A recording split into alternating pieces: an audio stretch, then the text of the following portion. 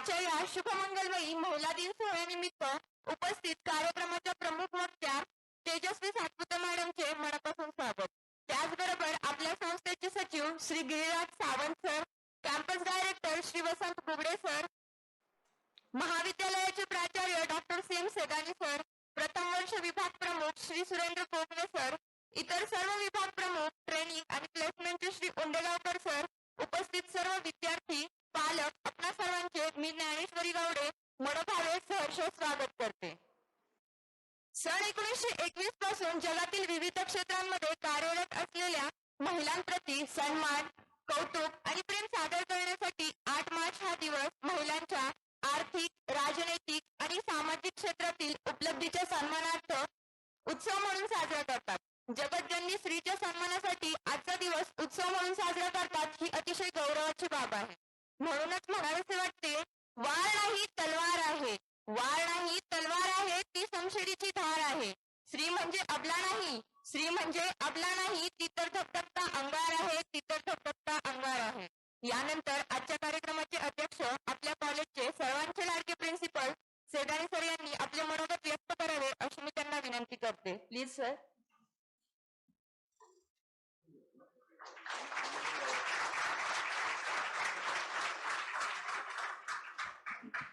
Very good morning to all of you. Suprabhat.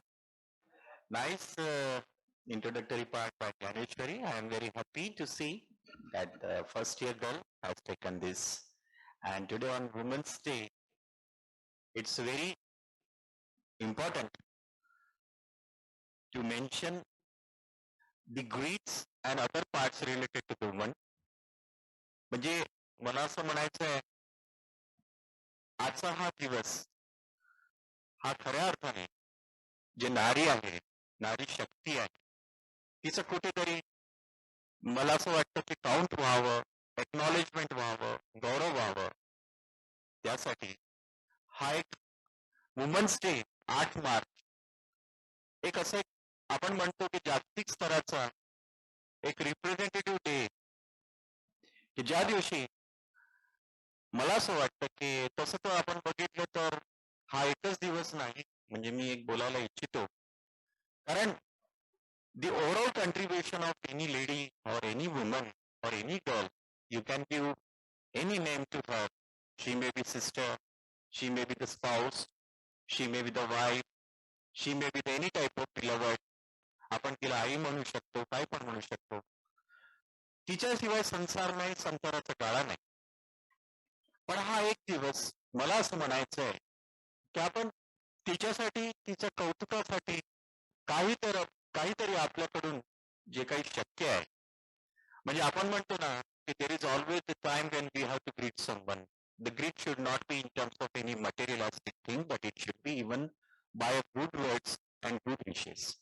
तर हा एक आपले जे प्रमुख पाहुणे IPS माननीय तेजस्वी मॅम, मला असं वाटते की मागच्या वर्षी पण आम्ही आपल्याला इथे एक वेलकम स्वरूपात बोलवलं होतं आणि आज तो योग आलेला आहे की तेजस्वी सातपुते मॅम आमच्या सोबत आहात. तर madam, Padma Bhushan Vasantdada Patil institute of technology Bavdhan महाविद्यालयाच्या संकुलातर्फे मी प्राचार्य डॉक्टर चेतन कुमार सिदानी आणि संस्थेचे सचिव माननीय श्री गिरीराज सावंत सर, तसेच संचालक माननीय डॉक्टर बुगळे सर, सर्व विभाग प्रमुख आणि सर्व फॅकल्टी मेंबर्स आणि पूर्ण म्हणजे आमचे जे विद्यार्थी वृंद आहे त्यांच्या तर्फे आपल्या मनापासून हार्दिक स्वागत करत आहे.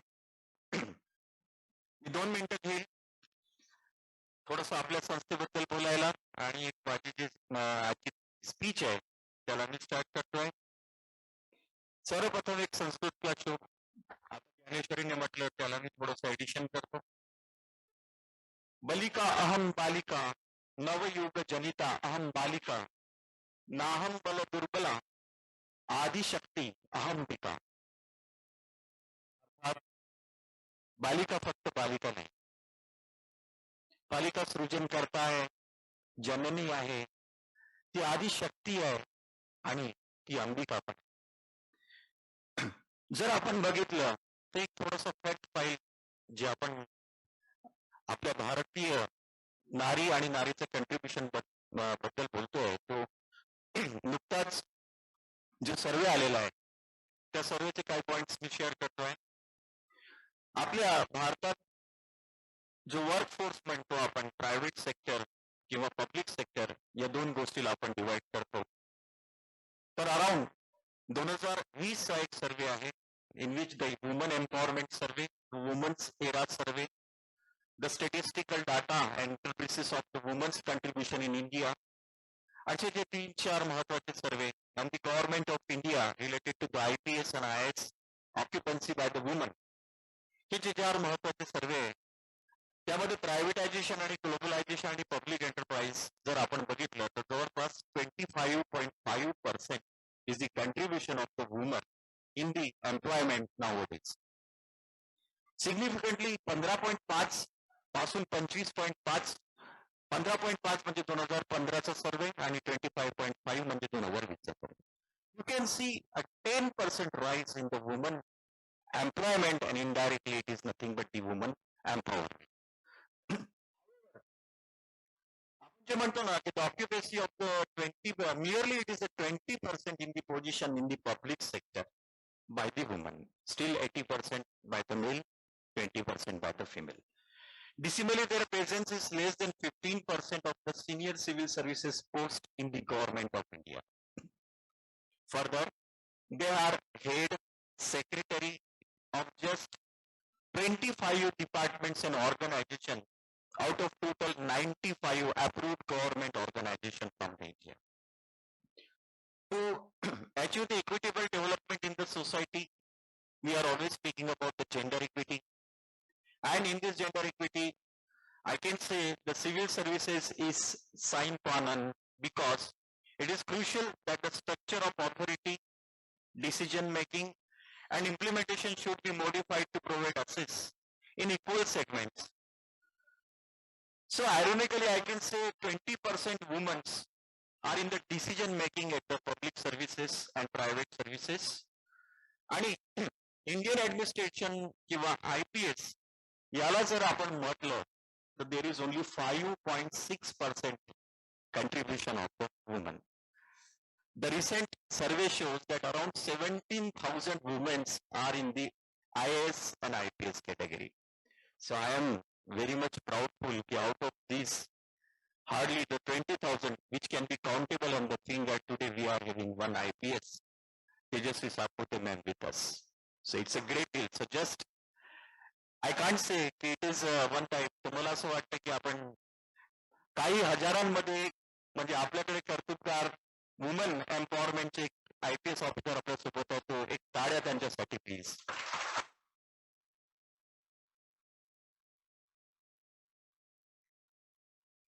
बरोबर, जे सर्व मुली आहेत त्यांना मी सांगतो की तुम्ही, आपण इंजिनियर असल्यावर फक्त सॉफ्टवेअर किंवा या सर्व गोष्टीकडे बघतो, पण सर्वे आपल्याला अजून काय सांगत आहे की the participation of the women is very great in different services which is related to the banking services, Indian postal services, Indian accounts and audit services, and all this ratio goes to 23% as a government employment. म्हणजे हा एक झालं की नारीचं एक contribution 25% या पद्धतीने चाललेलं आहे. आणि जर आपल्याला काहीतरी त्याचं पुढे घ्यायचं आहे तर की ऑब्जेक्टिव्ह जे मला असं वाटते की ज्या सर्वेने आपण दिलेले आहेत 5 गोष्टी खऱ्या अर्थाने जर इम्प्लिमेंट केले तर वुमन एम्पॉवरमेंट पॉसिबल आहे. ती 5 गोष्टी आहेत. Number 1, the preserving the national unity and the integrity and the uniform standard of the administration. There should be no differentiation between the male and female because the gender equity is one of the constitutional right of the India. Second, the neutrality and the objectivity, which includes the non-political, secular, non-religious and non-sectarian outlook.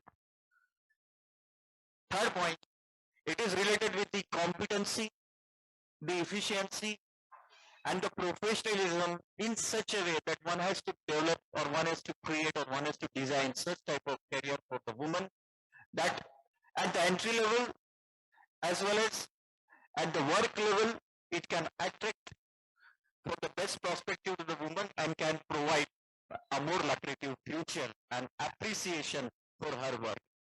And later on, I can say there is always the space for the integrity and, of course, the idealism. Idealism means the woman should be one of the more iconic model for the society, for the working professionals, because she is taking utmost pain, taking the entire duty of her family, of her home, and finally giving her best to the work culture also. So that integrity and idealism is also necessary.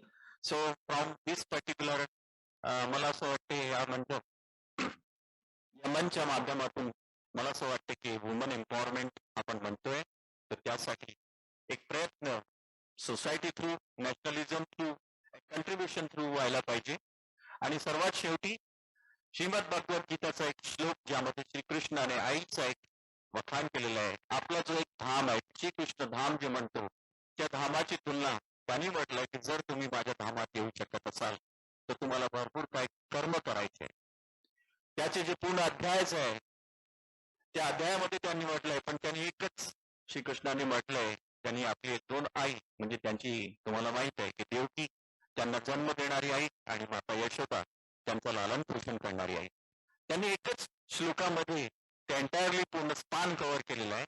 त्यांचा श्लोक आहे, न तत् भास्यते सूर्योना न शशंको न पाचक यद गत्वा न निर्वंतन्ते तद्धाम परमं मम.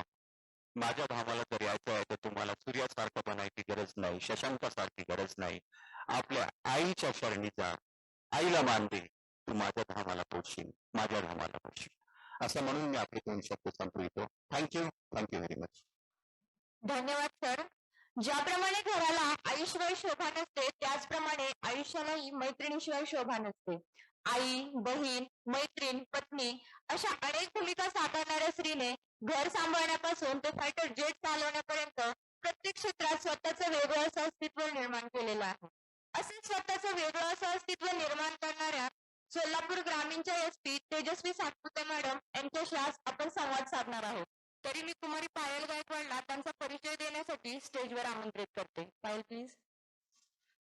सुप्रभात. आजच्या कार्यक्रमाच्या प्रमुख वक्त्या सन्माननीय तेजस्वी बाळासाहेब सातपुते यांचा थोडक्यात परिचय करून देते. या सुप्रिंटेंडेंट ऑफ पोलीस असून सोलापूर ग्रामीण येथे कार्यरत आहेत. त्या BSc बायोटेक ग्रॅज्युएट आहेत. 2009 साली त्यांनी स्पर्धा परीक्षेची तयारी सुरू केली. आपली आवड ओळखून त्यांनी मराठी आणि इतिहास हे विषय मुख्य परीक्षेसाठी निवडले. पहिल्या प्रयत्नात थोडक्यात यश हुकलं. दुसऱ्या वर्षी महाराष्ट्र शासनाच्या मुंबई येथील राज्य प्रशासकीय व्यवसाय संस्थेत त्यांची निवड झाली. 2012 साली झालेल्या UPSCच्या परीक्षेत तेजस्वी बाळासाहेब सातपुते यांची IPS पदी निवड झाली. स्वतःवर असलेला आत्मविश्वास, ठाम राहण्याची भूमिका, आई वडिलांची मोलाची साथ या सर्व गोष्टींमुळे तेजस्वी सातपुते यांनी घवघवीत यश संपादन केले. 2006 मध्ये JNCSR या संस्थेने शास्त्रज्ञ घडवण्यासाठी देशातून 10 विद्यार्थ्यांची निवड केली होती. त्यात महाराष्ट्रातून निवड झालेल्या तेजस्वी बाळासाहेब सातपुते या एकमेव विद्यार्थिनी होत्या. ऑगस्ट 2012ला त्या मसोरीत प्रशिक्षणासाठी गेल्या. तिथं 100 दिवस त्यांचा फाउंडेशन कोर्स पूर्ण झाल्यावर हैदराबाद येथील प्रख्यात वल्लभभाई पटेल पोलीस अकादमीत पुढील प्रशिक्षण झालं. या प्रशिक्षणात देखील त्यांनी मोठं यश मिळवलं.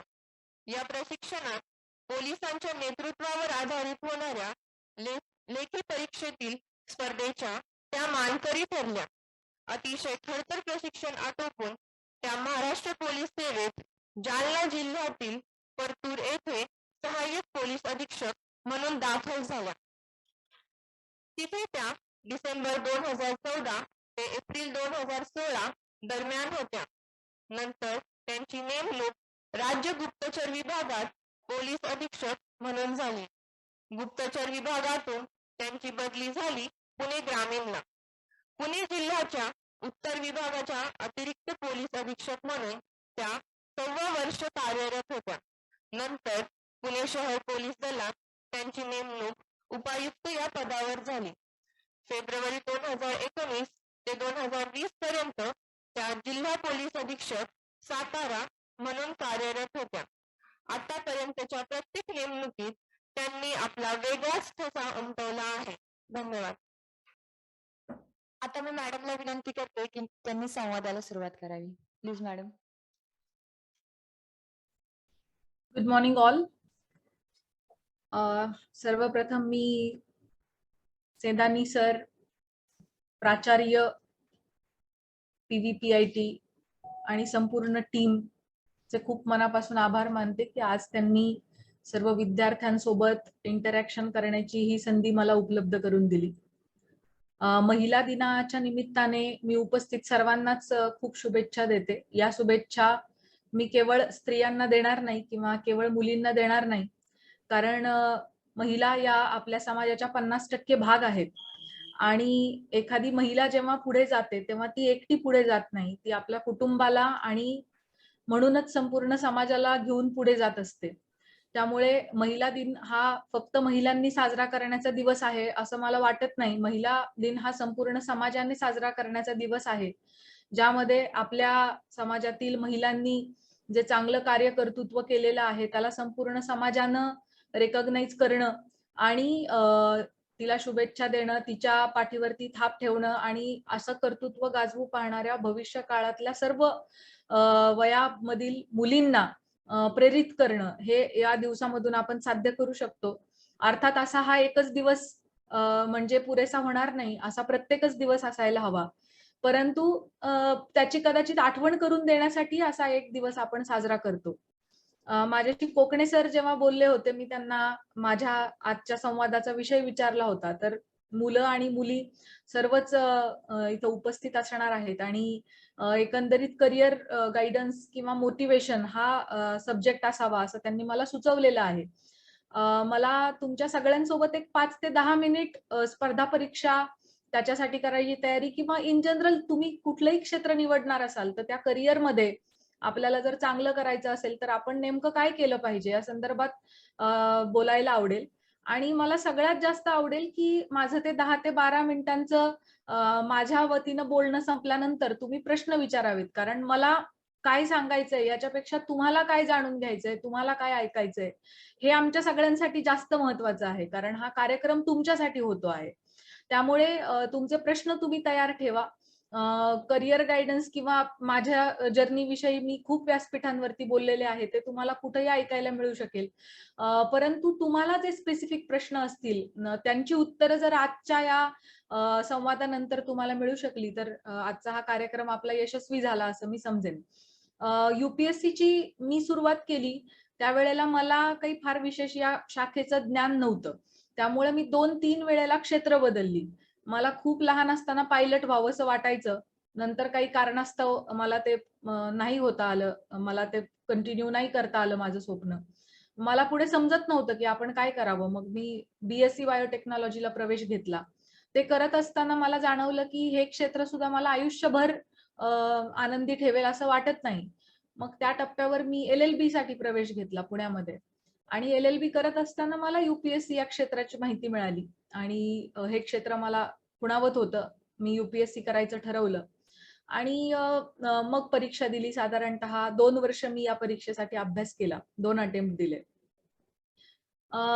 हे सगळं करत असताना UPSC हे क्षेत्रामध्ये यायचं ठरवल्यावर पुढच्या अवघ्या 2 वर्षामध्ये मी ही परीक्षा क्रॅक करू शकले. त्याच्यामध्ये मी ज्या पद्धतीच्या अभ्यासाचा अवलंब केला होता त्या अभ्यास पद्धती तुमच्यासोबत शेअर करायला मला आवडेल. मग ही अभ्यास पद्धती फक्त UPSC ची नाहीये.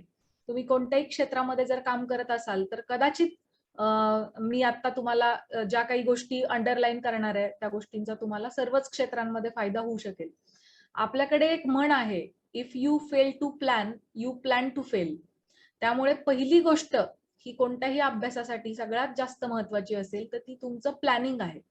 मग UPSCचं प्लॅनिंग करत असताना मी सर्वप्रथम सिलेबस बघितला. UPSC किंवा तत्सम परीक्षांमध्ये तुमचा सगळ्यात मोठा गुरु हा तुमचा सिलेबस असतो. ज्याला सिलेबसच माहित नाही तो अभ्यास कसा करणार? कारण सिलेबस खूप मोठा आहे, खूप विस्तृत आहे आणि तुम्हाला जर सिलेबस माहित नसेल तर नकळतपणे तुम्ही सिलेबस सोडून इतर गोष्टींमध्ये कधी वाहवले जाल हे आपल्या सुद्धा लक्षात येणार नाही. त्यामुळे सिलेबस आपल्याला माहिती असला पाहिजे.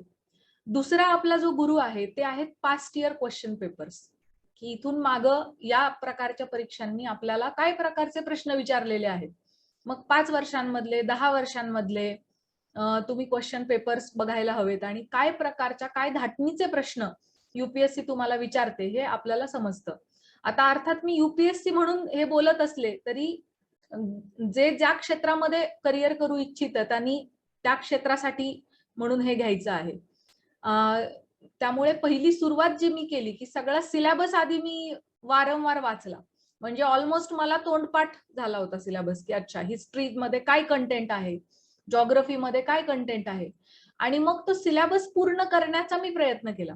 मग सिलेबस पूर्ण करायचं असेल तर मला कोणकोणती पुस्तकं अभ्यासावी लागतील, कारण रेफरन्स बुक्स असतात. युपीएससीच्या सिलेबसचं कुठलंही एक असं पुस्तक नाहीये की हे पुस्तक तुम्ही वाचा आणि ह्याच्यामध्ये संपूर्ण सिलेबस कव्हर होईल, असं कुठलंही पुस्तक नाही.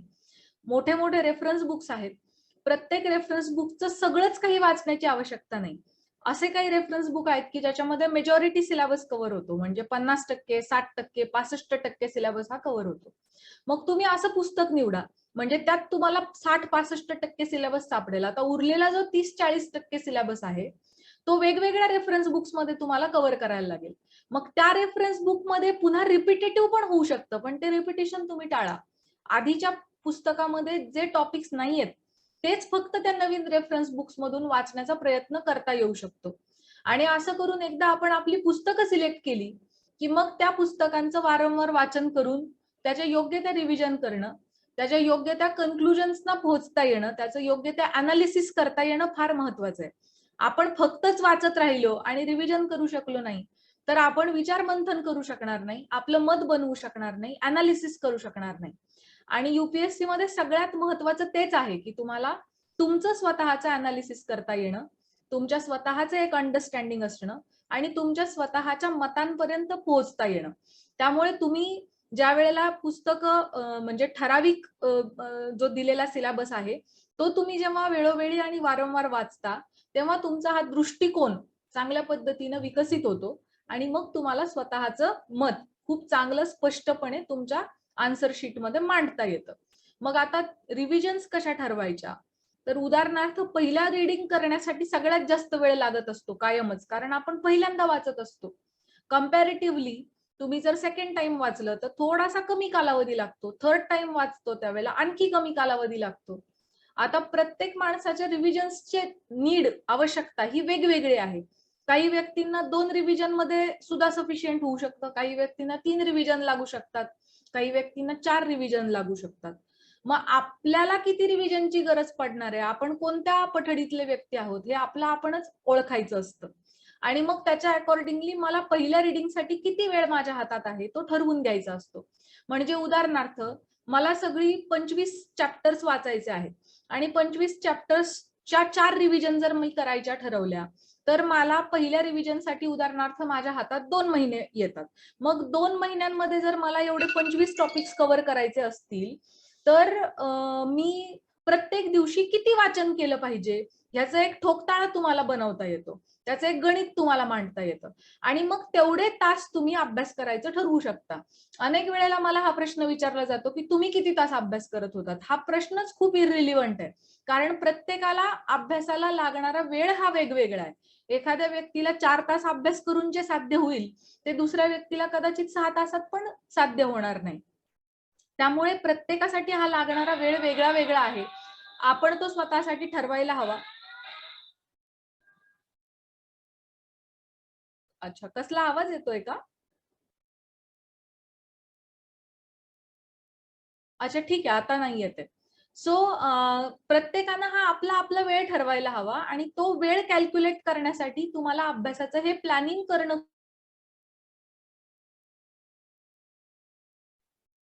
फक्त प्लॅनिंग करून सुद्धा चालणार नाही, प्लॅनिंगच्या सोबतच तुम्हाला ते प्लॅनिंग कमीत कमी 80 ते 90% पुढेच त्याचं इम्प्लिमेंटेशन होईल यासाठी योग्य ती अभ्यास पद्धती अवलंबायला हवी. त्याच पद्धतीनं तुम्ही नोट्स काढायला हव्यात किंवा वेगवेगळ्या विद्यार्थ्यांची वेगवेगळी अभ्यासाची पद्धती असते. काही लोक नोट्स न काढता अंडरलाईन करतात वेगवेगळ्या कलर्सनं. मला लिखाणाचा थोडा कंटाळा होता, त्यामुळे मी ती कार्यपद्धती अवलंबवायचे, की मी एकदा रीडिंग केलं की मी सुरुवातीला सिस पेन्सिलने अंडरलाईन करायचे, सेकंड टाइम रीडिंग करायचे तेव्हा मी ब्लू पेननं अंडरलाईन करायचे आणि थर्ड टाइम मी रेड पेननं करायचे. म्हणजे शेवटच्यांदा जेव्हा मी वाचायचे तेव्हा फक्त मी रेड पेनच्या अंडरलाईन्स वाचायचे. म्हणजे त्या खूपच कमी असायच्या. म्हणजे एका पानावरती हार्डली 4 ते 5 ओळींना ते अंडरलाईन असायची. त्यामुळे सगळ्यात शेवटची परीक्षेच्या आधीची जी रिव्हिजन आहे ती माझी खूप वेगात पूर्ण व्हायची. आणि त्यानं एक वेगळ्या प्रकारचा कॉन्फिडन्स वाढायचा, की अरे एका पानातले ही 4-5 शब्द कीवर्ड्स आपण वाचले तरी संपूर्ण पानावरचा सिलेबस आपल्याला आठवतो. ही गोष्ट तुम्हाला एक वेगळाच कॉन्फिडन्स देऊन जाते. सो अशा प्रकारे काही लोक नोट्स काढतात आणि फक्त त्या नोट्सचं वाचन करतात. काही लोक अंडरलाईन किंवा कीवर्ड्स समासामध्ये लिहून ठेवतात आणि त्याचं वाचन करतात. तिसरी गोष्ट म्हणजे लिखाणाचा सराव करणं सुद्धा खूप महत्वाचं आहे. ह्या गोष्टीवरती मी मिस आउट झाले होते. मी स्वतः हे केलं नव्हतं आणि त्यामुळे परीक्षा लिहिताना मात्र माझी थोडीशी हाल झाले, कारण माझा हात दुखून आला, माझा वेळेत पेपर्स पूर्ण झाले नाहीत आणि प्रत्येक पेपरमध्ये मी कमीत कमी 30 ते 50 मार्कांचं लिखाणच करू शकले नाही. आणि अर्थात त्यामुळे निश्चित त्याचा परिणाम गुण मिळण्यावरती सुद्धा झाला असावा. त्यामुळे मुळात फक्त अभ्यास करून पण उपयोग नाही. तो अभ्यास कागदावरती उतरवता येण्यासाठी योग्य ती शैली आपल्याकडे येणं, योग्य तो वेग लिखाणाचा आपल्याकडे येणं सुद्धा खूप महत्वाचं आहे. आणि मग मुख्य परीक्षेच्या नंतर जे इंटरव्ह्यू येतो, त्या इंटरव्ह्यू मध्ये तुमचं प्रामाणिकपण खूप कामी येतं. कुठलाही इंटरव्ह्यू म्हणजे तुम्ही 3 इडियट्स पण बघितलं असेल, त्यामध्ये तो 3 मित्रांपैकी एक जण जेव्हा इंटरव्ह्यू द्यायला जातो तेव्हा त्याचा प्रामाणिकपणा तो टेस्ट करत असतात आणि जेव्हा तो प्रामाणिक आहे हे त्यांच्या लक्षात येतं तेव्हा ते त्याला खूप चांगली ऑफर देतात. सो मला वाटतं आज कुठल्याही क्षेत्रामध्ये तुमची ट्रान्सपरन्सी, तुमची आन्सरेबिलिटी आणि तुमची कष्ट करण्याची ताकद, तुमचा प्रामाणिकपणा सगळ्याच क्षेत्रांमध्ये खूप महत्वाचा आहे. त्यामुळे जेव्हा तुम्ही इंटरव्ह्यूला जाता तेव्हा ती तुमच्या पर्सनॅलिटीची टेस्ट असते, ती तुमच्या नॉलेजची टेस्ट नसते. तुम्ही तुमचं नॉलेज दाखवून दिलेलं असतं पहिल्या 2 परीक्षांमध्ये आणि म्हणूनच तुम्हाला इंटरव्ह्यूसाठी कॉल केलेलं असतं.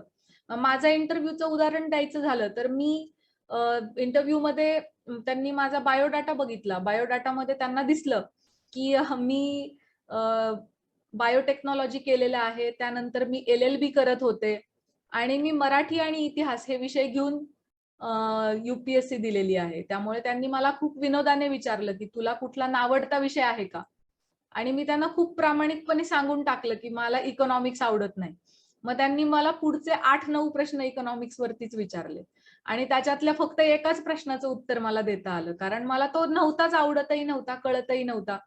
पण 8 प्रश्नांपैकी एकाच मला उत्तर आलं. याच्यातून मी माझा प्रामाणिकपणाच पुन्हा दिसून आला की हिनं इकॉनॉमिक्स हा विषय आवडत नाही हे दिलेलं उत्तर खरं होतं.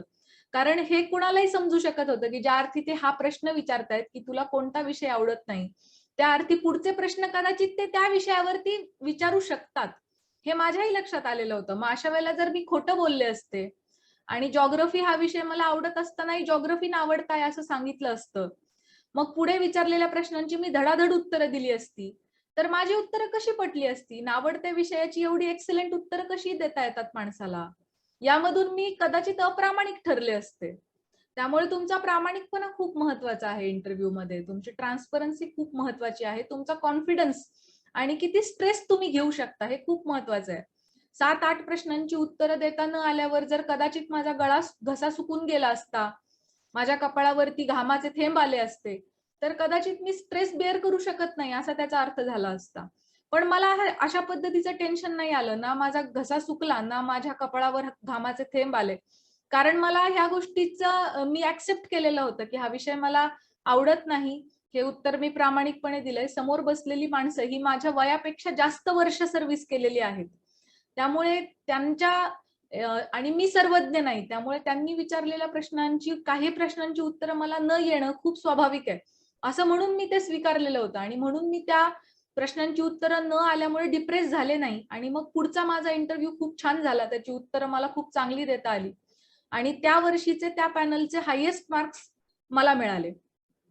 सो मला ह्याच्यातून एकच शिकण्यासारखं आहे की ती टेस्ट तुमच्या नॉलेजची टेस्ट नाहीये, ती तुमच्या पर्सनॅलिटीची टेस्ट आहे. आणि म्हणून तुम्ही जसे असाल तसं ओरिजिनली स्वतःला प्रेझेंट करणं खूप महत्वाचं आहे. त्यामुळे ह्या झाल्या माझ्या अभ्यासाच्या टिप्स. मी मुद्दाम तुम्हाला माझी लाईफ जर्नी सांगण्यात इथं वेळ घालवलेला नाहीये. ती मी अनेक व्यासपीठांवरती बोलली आहे. तुमच्यापैकी कुणाला ते जाणून घेण्याची इच्छा असेल तर तुम्ही ते नक्कीच त्या व्यासपीठांवर बघू शकता. पण माझं स्वतःचं असं वैयक्तिक मत आहे, तुम्ही दुसऱ्या कुणाला कधीही स्वतःचे दीपस्तंभ बनवू नका. दुसऱ्या कुणालाही तुम्ही कधीही स्वतःचा प्रेरणास्थान बनवू नका. तुमचे प्रेरणास्थान तुम्ही स्वतः असले पाहिजे. तुमचे आई वडील तुमचे प्रेरणास्थान असले पाहिजे. कारण तुमचं प्रेरणास्थान जर इतर कोणीतरी असेल तर ते इतर कोणीतरी तुमच्या मदतीला प्रत्येक वेळेला धावून येणार नाहीये किंवा तुमच्या प्रत्येक डिप्रेशन मध्ये तुम्हाला सोबत करणार नाहीये.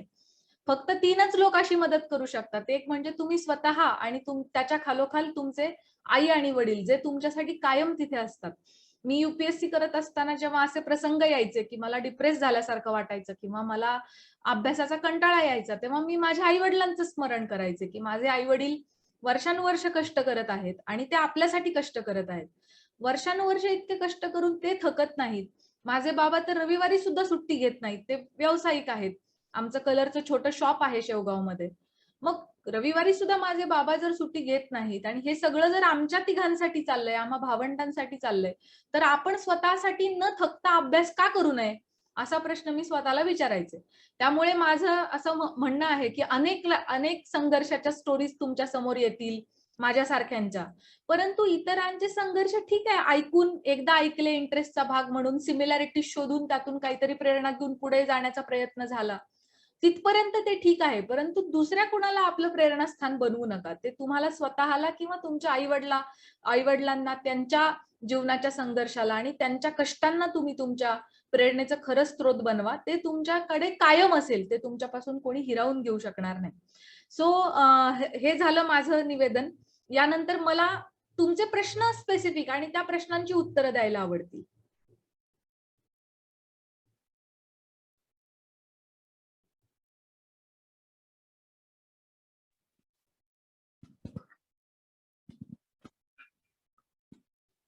नमस्कार, माझं नाव आहे स्वप्नाली घाडगे आणि मॅडम आम्ही स्टुडंट्स कडून आधी क्वेश्चनची लिस्ट घेतलेली आहे. तर मी एक एक क्वेश्चन रीड करतेय. इंजिनिअरिंगच्या इतक्या भरमसाठ अभ्यासाबरोबर एमपीएससी आणि युपीएससीच्या अभ्यासाचे नियोजन कसे करावे? तुम्हाला खूप छान नियोजन करता येऊ शकेल. आता जसं मी तुम्हाला सांगितलं की तुम्ही जेव्हा दोन्ही पॅरलली करत आहात तेव्हा तुमच्या हातात बराच वेळ असतो, कारण ग्रॅज्युएशन पूर्ण झाल्याशिवाय तुम्ही युपीएससीची परीक्षा देऊ शकत नाही किंवा एमपीएससीची परीक्षा देऊ शकत नाही. त्यामुळे तुम्ही जेव्हा तुमचा मूळ सिलेबस करत असता तेव्हा तो उत्तम पद्धतीने करता करता फावल्या वेळेमध्ये तुम्ही काही गोष्टी करू शकता. जसं वर्तमानपत्रांचं वाचन, म्हणजे करंट इव्हेंट हा युपीएससी किंवा एमपीएससी मध्ये आजच्या घडीला सगळ्यात रिलिव्हंट विषय आहे. सगळ्यात रिलिव्हंट, सर्वात जास्त वेटेज असणारा. त्यामुळे तुम्ही वर्तमानपत्रांचं वाचन योग्य पद्धतीनं करणं, त्यातल्या योग्य न्यूज सिलेक्ट करणं, त्याची कात्रणं ठेवणं, ही सवय जर तुम्ही आत्तापासून लावलीत तर तुमच्या ग्रॅज्युएशन संपल्यानंतर जेव्हा तुम्ही युपीएससी किंवा एमपीएससी कराल तेव्हा तुमचा वर्तमानपत्र वाचनाचा वेग वाढलेला असेल. त्यातलं काय रिलेव्हंट असतं युपीएससी किंवा एमपीएससी साठी, काय नसतं, काय वाचावं काय वाचू नये, कशाची कात्रणं जतन करावीत, याचं तुम्हाला ऑलरेडी एक्सपर्टाईज आलेली असेल आणि तुमचा नंतरचा वेळ त्या वेळेला वाचेल. त्याच पद्धतीने फावल्या वेळेमध्ये तुम्हाला जे विषय आवडतात ते विषय वाचायला, त्याच्या महत्वाच्या बाबींखाली अंडरलाईन करायला तुम्ही सुरुवात करू शकता. कोणी विद्यार्थ्यांनी आता कष्ट करण्याची तयारी ठेवली असेल परंतु बालपणी फार कष्टाने अभ्यास केला नसेल, त्यांनी 5वी पासूनची सगळी पुस्तकं वाचायला घ्या. कारण युपीएससीच्या वेळेला तुम्हाला काय 5वी 6वीचा सुद्धा प्रश्न येईल आणि अचानक आपल्याला आठवणार नाही, असं होऊ शकतं. त्यामुळे तुम्ही अगदी बेसिक पासून, तुमचा बेस पक्का असेल, तुमचा पाया पक्का असेल तर त्याच्यावरचा इमला पक्का असतो. त्यामुळे ज्यांचा बेस काही कारणास्तव कच्चा राहिलेला आहे, एखाद्या वर्षी फार चांगला अभ्यास झाला नाही, एखाद्या वर्षी आजारपण होतं, इतर काही कारण होतं, त्यांनी ती पुस्तकं सगळी वाचून काढा. सो अशा पद्धतीने करंट अफेअर्स आणि बेसिक नॉलेज याचा जर बेस तुम्ही तुमच्या ग्रॅज्युएशन दरम्यान तयार करू शकलात तर नंतर अत्यंत कमी कष्टामध्ये आणि कमी वेळेमध्ये तुम्ही एमपीएससी किंवा युपीएससीचा सिलेबस पूर्ण करू शकाल. तुमच्या जीवनातला सर्वात आनंदाचा आणि महत्वाचा क्षण कोणता? माझ्या जीवनामध्ये असे सुदैवाने देवाच्या कृपेने खूपच आनंदाचे क्षण आहेत आणि खूप अविस्मरणीय क्षण आहेत. पण अगदी त्यातले जर काही सिलेक्टिव्ह सांगायचे झाले, तर मी 10वीला बोर्डामध्ये आले होते. म्हणजे ती काही माझी पहिली अचिव्हमेंट नव्हती अकॅडमिक. मी त्यापूर्वी पण स्कॉलरशिप परीक्षेमध्ये वगैरे आले होते. पण माझ्या शाळेमध्ये 23 वर्ष कुणीही बोर्डात आलेलं नव्हतं. आणि त्या काळी असं म्हणायचे, की आमची शाळा ब्लॅकलिस्टेड आहे बहुतेक. आमच्या शाळेतून कोणी बोर्डातच येत नाही. आणि मग मला आमच्या प्राचार्य सरांनी टार्गेट दिलं होतं, की तेजस्वी तुला ही प्रथा मोडीत काढायची आहे आणि तुला बोर्डात यायचं आहे. मला पण वाटायचं मी किती कष्ट केले तर येऊच शकणार नाही, कारण आमची शाळा ब्लॅकलिस्टेड आहे. आता हे ब्लॅकलिस्टेड म्हणजे काय प्रकार आहे हे मला अजूनही माहित नाही. बट असं तेव्हा म्हटलं जायचं, की आमची शाळा ब्लॅकलिस्टेड आहे. या शाळेतल्या विद्यार्थ्यांना मेरिट लिस्टमध्ये येता येतच नाही. आणि मग मी खूप अभ्यास केला, प्रयत्न खूप केले. मलाही विश्वास नव्हता, की खरंच होणार आहे की नाही. आणि मग तब्बल 23 वर्षानंतर मी बोर्डात आले. आणि त्यावेळेला जेव्हा रिझल्ट मला फोनवरून, त्यावेळेला लँडलाईन फोन होते, मोबाईल नव्हतेच तेव्हा. तर लँडलाईन वरून माझ्या प्राचार्यांनी घरी फोन केला आणि मीच फोन उचलला. मला त्यांनी सांगितलं, की तू बोर्डात आली आहेस. तुला 93% मार्क पडलेत. तू महाराष्ट्रात 10वी आहेस. मग मी फोन ठेवला त्यांचे धन्यवाद मानून आणि मी आईला ही बातमी सांगितली. आणि मी तिचे आशीर्वाद घेण्यासाठी जेव्हा खाली वाकले, तेव्हा आईच्या डोळ्यातले 2 अश्रू माझ्या डोक्यावरती पडले. सो तो माझ्यासाठीचा अविस्मरणीय क्षण आहे. तो ह्यासाठी नाही, की मी तेव्हा बोर्डात आले होते. पण त्यावेळेला माझ्यामुळे माझ्या आईच्या डोळ्यात आनंदाश्रू आले. म्हणून तो क्षण माझ्यासाठी खूप आनंदाचा आहे. आणि सुदैवाने पुढे मी कष्ट करत गेले. माझी आई माझी प्रेरणा बनत गेली. आणि मग अनेक वेळेला माझ्या आईला मी असे आनंदाश्रू तिच्या डोळ्यात उभे राहावेत असे क्षण देऊ शकले. ते सर्व क्षण माझ्यासाठी खूप अविस्मरणीय आहेत. किंवा आता माझी जी छोटी कन्या आहे, ती आता 8 वर्षांची आहे. तिचा जेव्हा जन्म झाला, तेव्हा मला खूप वाटायचं, की मला कन्या रत्न व्हावं म्हणून. आणि जेव्हा ती कन्या मी पहिल्यांदा हातात घेतली, तोही क्षण माझ्यासाठी खूप अविस्मरणीय आहे. आता तिच्या खूप साऱ्या गोष्टी, तिच्या ज्या डेव्हलपमेंट्स मी बघते, तिनं पहिल्यांदा आई म्हणणं असेल, किंवा तिनं मला खूप थांबण्याची इच्छा असताना सुद्धा तिला समजावून सांगितल्यानंतर तिनं मला जाऊ देणं असेल, या सगळ्या गोष्टी तिच्या समजूतदारपणाच्या माझ्यासाठी खूप अविस्मरणीय आहेत. तुम्ही या जनरेशनच्या मुलींना सक्सेसफुल वुमन होण्यासाठी काय ऍडवाइस द्याल? मला वाटतं आपण सक्सेसफुल वुमन म्हणण्यापेक्षा सक्सेसफुल ह्युमन होऊयात का सगळेजण, म्हणजे ते खूप महत्वाचं आहे. तर सक्सेसफुल ह्युमन बिईंग होण्यासाठी कोणत्याही व्यक्तीला 2 गोष्टी केल्या पाहिजेत. एक म्हणजे तुम्ही प्रोफेशनली खूप चांगलं तुमचं जे म्हणतो ना आपण 100% परफॉर्मन्स तुम्हाला तुमच्या करिअरमध्ये देता आला पाहिजे. आणि तेवढाच न्याय तुम्हाला तुमच्या कुटुंबाला सुद्धा देता आला पाहिजे. त्यामुळे वर्क आणि family, work and personal life हा बॅलन्स ज्यांना ज्यांना साधता आला ते सगळे यशस्वी झाले. कारण ज्यांना हा इम्बॅलन्स होतो, मग त्यांना फॅमिलीच्या टप्प्यावरती कुठेतरी गैरसोय होते किंवा फॅमिलीच्या टप्प्यावरती कुठेतरी सपोर्ट मिळत नाही. अशा वेळेला त्या व्यक्तीची मानसिकता ही 100% करिअरमध्ये परफॉर्मन्स करण्याची सुद्धा राहत नाही. त्यामुळे हा बॅलन्स जर तुम्ही साध्य करू शकलात, की मला माझ्या करिअरवरती अन्याय करायचा नाहीये आणि मला माझ्या फॅमिलीवरती पण अन्याय करायचा नाहीये. खरं तर ही तारेवरची कसरत आहे. पण ठरवलं तर हा बॅलन्स साधता येतो, ही कसरत करता येते. त्यामुळे हे जर तुम्ही करण्याचा प्रयत्न केलात तर निश्चित तुम्ही एक यशस्वी ह्युमन बिंग होऊ शकाल. या प्रवासामध्ये सगळ्यात जास्त तुम्हाला कोणी साथ दिली आहे? मला माझ्या आई-वडिलांनी खूप बालपणापासून साथ दिलेली आहे. माझे आई-वडील हेच मी जसं सांगितलं ते दोघंच माझं प्रेरणास्थान आहेत. त्यांच्याकडूनच मी कायम प्रेरणा घेतली आहे. मी सिलेक्ट झाल्यानंतर पुढच्या अवघ्या 1-1.5 महिन्यात माझं लग्न झालं. नंतर मी मसुरीला ट्रेनिंगला गेले, हैदराबादला गेले. नंतर माझं आता ही 7वी पोस्टिंग आहे जी सुरू आहे ती. तर या सगळ्या धावपळीमध्ये म्हणजे कासवाच्या पाठीवरचं बिऱ्हाड असल्यासारखं आहे. प्रत्येक 1-1.5 वर्षानंतर सगळं भरायचं आणि दुसरीकडे शिफ्ट व्हायचं. अशा वेळेला माझे जे लाईफ पार्टनर आहेत किशोर, त्यांनी मला खूप सपोर्ट केला. म्हणजे त्यांनी स्वतःला 2 वेळेला रिलोकेट केलं. मी जेव्हा सिलेक्ट झाले तेव्हा ते प्लॅनिंग कमिशनला दिल्ली येथे कार्यरत होते. अनेक वेळेला आपल्या समाजामध्ये कुठल्या तरी एकाच जेंडरला हे कॉम्प्रोमाइज करावं लागतं, पण आमच्या केसमध्ये तसं झालं नाही. किशोर जेव्हा मला महाराष्ट्र केडर डिक्लेअर झालं तेव्हा दिल्लीमध्ये रिझाईन करून ते पुण्यात आले. त्यांनी पुणे युनिव्हर्सिटीमध्ये 2 वर्ष शिकवलं. त्या काळामध्ये मी हैदराबादला होते. हैदराबाद नंतर मी माझं पहिलं प्रोबेशनरचं पोस्टिंग जळगावमध्ये होतं, नंतर जालन्यामध्ये होतं. या सगळेच ठिकाणं इतकी दूर दूर होती पुण्यापासून की मग ते पुन्हा आम्हाला गडबडच व्हायला लागली. 1 दिवसाची सुट्टी, त्यात जाऊन येऊन पुन्हा आमची कन्या छोटी होती. अशा वेळेला त्यांनी युनिव्हर्सिटीची सुद्धा नोकरी रिझाईन केली आणि त्यांनी स्वतःचा बिझनेस सुरू केला की जेणेकरून त्यांना कुटुंबाला वेळ देता यावा. माझं करिअर तितकंसं फ्लेक्झिबल नाहीये. मला अनेक वेळेला गरजेच्या वेळी सुद्धा सुट्टी मिळू शकत नाही कधी कधी. अशा वेळेला त्यांना तरी सुट्टी त्यावेळेला काढता येणं आवश्यक आहे. ही नीड ओळखून त्यांनी स्वतःचा व्यवसाय सुरू केलेला आहे. आणि प्रत्येक शनिवार रविवार ते एवढं ट्रॅव्हल करतात, सोलापूरला येतात, पुन्हा सोमवारी सकाळी उठून परत जातात.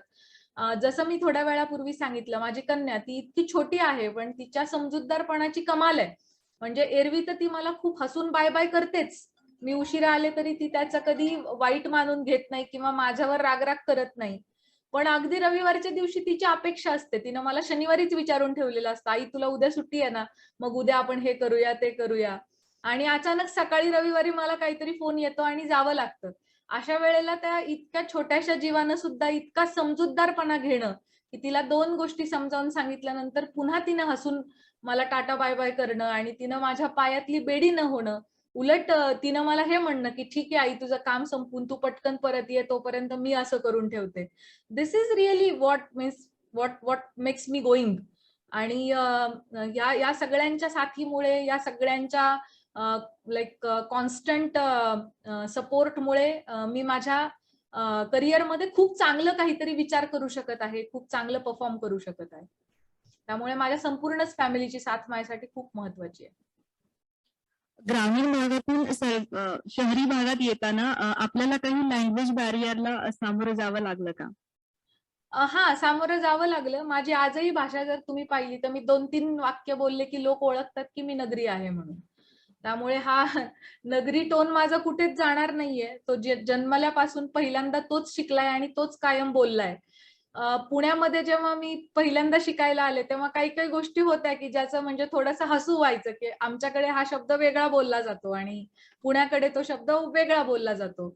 इंग्रजीचा आणि आमची तर सुतराम काही एकमेकांशी संबंधच नव्हता, कारण आम्ही इंग्रजी भाषा पण मराठीतूनच शिकायचो 10वी-12वी पर्यंत. त्यामुळे खरं म्हणजे इंग्रजी काही अवघड नाहीये, पण आपण इंग्रजी बोलत नाही. आम्ही कधी 12वी पर्यंत इंग्रजी बोललोच नव्हतो. त्यामुळे जेव्हा मी शिकण्यासाठी बाहेर पडले तेव्हा मला थोडंसं बोलण्याची सवय नसल्यामुळे, सराव नसल्यामुळे थोडंसं ऑकवर्ड वाटायचं किंवा आपण डोक्यात आधी ते वाक्यांची जुळणी करत बसायचो आणि मग अटकत अटकत बोलायचो. असा सगळा प्रकार थोडाफार प्रमाणात व्हायचा. पण ठीक आहे, म्हणजे ज्या गोष्टी त्यावेळेला नावं ठेवण्यासारख्या झाल्या त्याच आज कौतुकाच्या झाल्या. यालाच काहीतरी मला वाटतं इंटरेस्टिंग झालं असं म्हणतात. प्रधान असणाऱ्या या क्षेत्रामध्ये तुम्ही स्त्री म्हणून कधी जेंडर इनइक्वालिटी साठी सामोरे जावे लागले का? आणि जर बऱ्याचदा सामोरं जावं लागलं. फॉर्च्युनेटली मी म्हणेन की आता 10 वर्ष सिस्टीम मध्ये काम केल्यानंतर, स्वतःचं कॅलिबर प्रूव्ह केल्यानंतर आता कदाचित मला त्या प्रश्नचिन्हांना सामोरं जावं लागत नाही. पण सुरुवातीची काही वर्ष निश्चित हे प्रश्नचिन्ह उपस्थित होत होतं. अनेक टप्प्यांवरती अनेक वेगवेगळ्या प्रकारच्या व्यक्तींकडून ते उपस्थित होत होतं.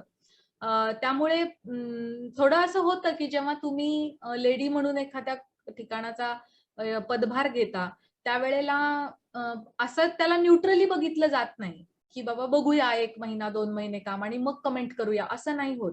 एखाद्या महिलेची पहिल्यांदा पोस्टिंग झाली की ते असं होतं की हिला हे जमेल का, हे प्रश्नचिन्ह तिथं येतं. सो मला वाटतं की ज्यांना संधी मिळाली त्या महिलांवरती ही जबाबदारी आहे की त्यांनी इतकं चांगलं काम करून दाखवावं की हिला हे जमेल का, या प्रश्नापासून हिलाच हे जमेल अशा कॉन्फिडन्स पर्यंत समाजाला आपल्याला आणता येईल का आपल्या कामातून. त्यामुळे ज्यांना ज्यांना संधी मिळाली त्या सर्वच महिलांचं मला वाटतं हे आद्य कर्तव्य आहे की त्यांनी महिला सुद्धा चांगलं काम करू शकतात आणि खूप चांगलं काम करू शकतात हे त्यांना मिळालेल्या संधीच्या माध्यमातून त्यांनी दाखवून द्यावं. स्त्री एखाद्या क्रिमिनल सायकोलॉजी साठी सामोरे जाताना तुम्हाला अवघड जातं का? तुम्ही डील कसं करता? नाही, अजिबात जात नाही. म्हणजे महिला म्हणून आपल्याला बौद्धिक क्षमतांची कुठली लिमिटेशनच नाहीये. आणि तसं म्हणायला गेलं तर शारीरिक क्षमतांमध्ये फिजिकलीच महिला आणि पुरुषांमध्ये वेगळं पण आहे. परंतु पोलिसांची किंवा कुठलीही पॉवर ही कायद्यातून आणि संविधानातून येते, ती मसलमधून येत नाही. त्यामुळे अर्थात शारीरिक लिमिटेशन सुद्धा कधीही त्यात जाणवत नाही आणि बौद्धिक लिमिटेशन तर नाहीच आहे. त्यामुळे शिकण्यासाठी आणि अंडरस्टँड करण्यासाठी कुठलाही वेगळी अडचण येण्याचा प्रश्नच उद्भवत नाही. एक वाईफ बनून, एक मदर बनून आणि एक मुलगी म्हणून तुम्ही तुमच्या फॅमिली बरोबर फॅमिली मॅनेज कशी करता? तेच मला मॅनेज करतात. मला त्यांना मॅनेजच करावं लागत नाही. Actually as I told you की उलट मला माझ्या कामामध्ये 100% लक्ष आणि न्याय देता यावा यासाठी माझ्या कुटुंबातील सर्वच घटक खूप धडपडत असतात. म्हणजे मी तुम्हाला अगदी छोटं उदाहरण सांगते. माझ्या मुलीच्या जन्माच्या वेळेला मी मॅटर्निटी लिव्हवर होते. ती बरोबर 6 महिन्याची झाली त्या दिवशी मी पुन्हा रजेवरून ड्युटीवर रुजू झाले. आता ते छोटं 6 महिन्यांचं बाळ, मग त्याला कुठे ठेवणार? मग माझी सुरुवातीला आई माझ्यासोबत आली. मग 2 महिने तिची रजा शिल्लक होती तोवर ती माझ्यासोबत राहिली. तिची रजा संपल्यावर माझी मावशी आली, ती 2 महिने राहिली. त्यानंतर माझ्या नणंदबाई आल्या, त्या 1 महिना राहिल्या. मग माझ्या सासूबाई आल्या, त्या 1 महिना राहिल्या. मग माझी बहीण आली, ती 2 महिने राहिली. असं करत करत माझं बाळ 1 वर्षाचं झालं. त्यामुळे त्यांनीच कायम माझ्या फील्डवरती मला 100% माझं देता यावं यासाठी माझ्या संपूर्ण फॅमिलीनं त्यांच्या स्तरावर खूप ऍडजस्टमेंट्स केल्यात. त्यामुळे मला त्यांना वेगळं मॅनेज करावं लागत नाही. मला जेवढा वेळ मिळेल त्यांच्यासाठी तो मी क्वालिटी वेळ देण्याचा प्रयत्न करते, मुलीला सुद्धा आणि संपूर्ण कुटुंबाला, आणि ते त्याच्यात समाधानी असतात. क्वेश्चन्स संपलेले आहेत मॅडम. धन्यवाद. Yes, thank you so much. आज महिला दिन आहे, त्या निमित्ताने मी एक त्याच्या शेवटाला येताना परत काही वाक्य त्याविषयी बोलू इच्छिन. आपल्याकडे आपण जसं काही ठराविक प्रसंगी महिलांना मान सन्मान देणं किंवा काही ठराविक सणासुदींना गौरी, दुर्गा वगैरे म्हणून त्यांची पूजा करणं. कुसुमाग्रजांनी एक खूप सुंदर कविता स्वातंत्र्य देवतेची विनवणी नावाची लिहिली होती. त्यामध्ये त्यांनी असं एक 4 ओळी लिहिल्या होत्या की समान मानव माना स्त्रीला, तिची अस्मिता खुडू नका, दासी म्हणून कुटू नकावा, देवी म्हणून भजू नका. त्यामुळे स्त्री ही एक मनुष्य आहे आणि तिच्याकडून काहीतरी सुपर ह्युमन पॉवर्स असण्याची आणि तिच्याकडून तशा ऍडजस्टमेंटची अपेक्षा करणं चुकीचं आहे. आणि तिला त्या देवीच्या बंधनामध्ये अडकवून ठेवून तिच्यावरती रिस्पॉन्सिबिलिटीज लादत राहणं पण चुकीचं आहे. ती एक समान मानव आहे, तिला सुद्धा मर्यादा आहेत आणि तिच्याही क्षमता आहेत. तिच्या क्षमतांना रेकॉग्नाइज करणं आणि तिच्या मर्यादांना अंडरस्टँड करणं, याच्यातून कदाचित आपण समतेच्या दिशेने जाणारा प्रवास अधिक चांगल्या पद्धतीने करू शकतो. अनेक वेळेला महिलांना हे जे देवीत्व वगैरेचं रूप दिलं जातं त्यानं त्या स्वतः पण खूप खुश असतात. म्हणजे पण मला असं वाटतं आपण काही देवी वगैरे नाही होत, आपण काही अष्टभुजा नाही आहेत. आपल्या क्षमता आहेत आणि तशाच आपल्या मर्यादा आहेत आणि त्या मर्यादा मान्य करून एक समानतेचं जीवन कदाचित आपल्या सगळ्यांना जास्त सुखी असलेला समाज बनवू शकेल. काल रात्री मी प्रवासादरम्यान होते आणि 12च्या आसपास माझ्या हसबंडने मला फोन केला. तर त्यांनी मला बोलता बोलता सांगितलं आता उद्या तर तुझा भरपूर बिझी दिवस असेल वगैरे वगैरे. आणि नंतर बोलता बोलता ते म्हटले मी काही तुला टिपिकल विमेन्स डेच्या शुभेच्छा देणार नाही, परंतु मी कायमच दिलेलं वचन परत एकदा अधोरेखित करतो की मी तुझा अनादर कधीच करणार नाही. तू कुठल्या पदावर असो अगर नसो, मी तुझा अनादर कधीच करणार नाही. मला वाटतं आजपर्यंतच्या मला मिळालेल्या विमेन्स डेची सगळ्यात खरी शुभेच्छा ही आहे की स्त्री म्हणून मला समतेचा अधिकार मिळणं आणि माझा अनादर केला जाणार नाही याची शाश्वती आणि हमी मला देणं. त्यामुळे म्हणजे महिला दिनाच्या निमित्ताने सगळ्या उपस्थित असलेल्यांना माझी विनंती आहे की आपण महिलेला समान समजूया. ती देवी पण नाही आहे आणि ती दासी पण नाहीये. या 2 गोष्टींचा आपण कधी विसर पडू देऊ नये. मला आजच्या या कार्यक्रमामध्ये सहभागी करून घेतलं. मी खूप तुम्हा सगळ्यांची आभारी आहे. थँक्यू. धन्यवाद मॅडम. यानंतर प्रोफेसर कोकणे सर आपले 2 शब्द व्यक्त करतील. सुप्रभात सर्वप्रथम सर्वांना जागतिक महिला दिनाच्या पुन्हा एकदा शुभेच्छा. मी या ठिकाणी आभार व्यक्त करण्यासाठी उपस्थित आहे. या कार्यक्रमाच्या मुख्य आणि डॅशिंग IPS ऑफिसर सन्माननीय तेजस्वी सातपुते मॅडम यांनी त्यांच्या अतिशय व्यस्त कार्यक्रमामधून आपल्या विद्यार्थ्यांसाठी आमच्या विनंतीला मान देऊन सर्वांना प्रेरणा दिली. त्याबद्दल मॅडमचे विशेष आभार. अभ्यास करत असताना बारीक सारीक ज्या गोष्टी आहेत पण त्या तेवढ्याच ताकदीच्या आहेत, तेवढ्याच महत्वाच्या आहेत, त्या सगळ्या गोष्टी मॅडमनी किती परिणामकारक त्या ठरतात तर याबद्दल फार बारकाईने प्रकाश टाकलेला आहे. मॅडमनी बोलताना त्यांच्या मिस्टरांबद्दल सांगितलं, त्यांनी केलेलं सॅक्रिफाईस त्यांच्या जॉबचं, की नक्कीच आपल्या सगळ्यांसाठी एक आपण इन्स्पिरेशन म्हणू किंवा एक संकेत म्हणू. आपण अशा पण गोष्टीला अशा म्हणजे होतात, त्याशिवाय माणूस मोठा होऊ शकत नाही. तर आज मी किशोर सरांचे सुद्धा या ठिकाणी आभार मानू इच्छितो. मॅडमने जीवनातील अनेक किस्से शेअर केलेले आहेत, ते आपल्याला छानपणे आवडले, भावले मनापासून. असं जर एखादं भाषण करायचं आहे, काहीतरी बोलायचं आहे तर तो एक टिपिकल असा टॉपिक येतो, पण हा जो काही आपला संवाद मॅडम सोबत झाला अतिशय छानपणे आपण सुद्धा प्रश्न विचारले आणि मॅडमने तेवढ्या दिलखुलासपणे उत्तरं दिली. त्याबद्दल मॅडमचे पुन्हा एक आभार. आपले माजी कॅबिनेट मंत्री आमदार डॉक्टर TJ सावंत सर, अध्यक्ष PSSM आणि संस्थापक सचिव JSPM यांचे त्यांच्या दूरदृष्टीबद्दल आणि दर्जेदार शिक्षण देण्याच्या उद्देशाने शैक्षणिक फ्रेमवर्क मजबूत करण्यासाठी आम्हाला कंटिन्युअस मार्गदर्शन केल्याबद्दल त्यांच्या मनापासून आभार. तरुण आणि गतिमान व्यक्तिमत्व श्री गिरीराज सावंत सर, सचिव PSSM यांचे सुद्धा मनापासून आभार. कारण या सगळ्या जे काही कार्यक्रम आहेत, या सगळ्या जे काही गोष्टी आहेत त्यांच्यामध्ये त्यांचे एक अखंड अशी प्रेरणा शक्ती असते. सतत आणि प्रेरक पाठिंब्यासाठी मी आमचे गतिमान संचालक डॉक्टर वसंत बुगडे सर यांचे आभार मानू इच्छितो. शिस्तबद्ध शैक्षणिक नियोजन करण्यासाठी सतत प्रोत्साहन दिल्याबद्दल आणि त्याच्या इम्प्लिमेंटेशनसाठी सहकार्य केल्याबद्दल आमचे प्राचार्य डॉक्टर PM सदानी यांचे देखील मनपूर्वक आभार. या सोहळ्याला उपस्थित राहिल्याबद्दल सर्व विभाग प्रमुख, आमचे training and placement officer, COE, सर्व टीचिंग नॉन टीचिंग स्टाफ आणि सर्वात मौल्यवान विद्यार्थी आणि पालकवर्ग यांचे देखील आभार. आणि हा कार्यक्रम सुंदर करण्यासाठी आयोजन समितीचे सर्व सदस्य, माझे सहकारी आणि शिक्षकेतर कर्मचारी यांचे आभार मानतो आणि हा कार्यक्रम संपला असं जाहीर करतो. तेजस्वी मॅडमचे पुन्हा एकदा आभार. मॅडम धन्यवाद. थँक्यू. थँक्यू.